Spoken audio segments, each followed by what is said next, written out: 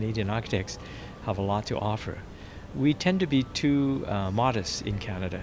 I think we're better architects than many people give us credit for. Our cities are much better organized than United States cities. And so I think we will gather more and more attention as we become more outward going with our skills.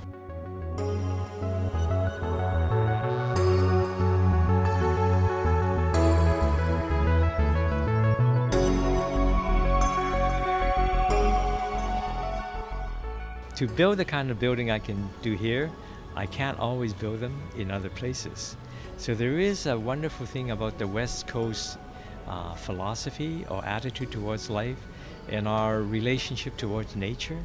I think it shows in the work that we do here as regional architects. In the case of Washington, we designed a space frame roof, which Canada did during Expo 67. Well, I couldn't get anybody in Washington, D.C. to bid on a space frame roof. They just said, we don't make that. So we had to dumb the roof down to create, other beams to allow the roof to occur.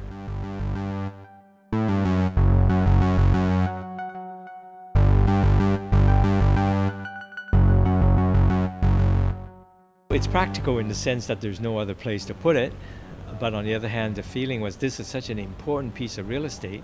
In fact, it wouldn't cost any more to put it underground than above ground.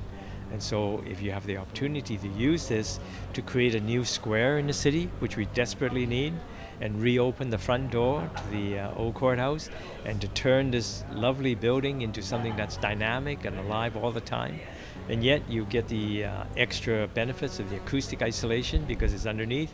You don't have acoustical problem. It's very good for thermal insulation. So why not? You can say, well, it's never been done before, but that's never stopped Vancouver. We're the one city that didn't allow freeway into our downtown. We're the one city that created the Granville Island. These are unique aspects of Vancouver that we shouldn't be afraid to get out on the limb and get on the edge. Very often we think of architecture as inanimate objects. To me, a building actually comes alive. It comes alive with people, so it has to interact with people. A building is really, to me, just another layer of clothing, except larger.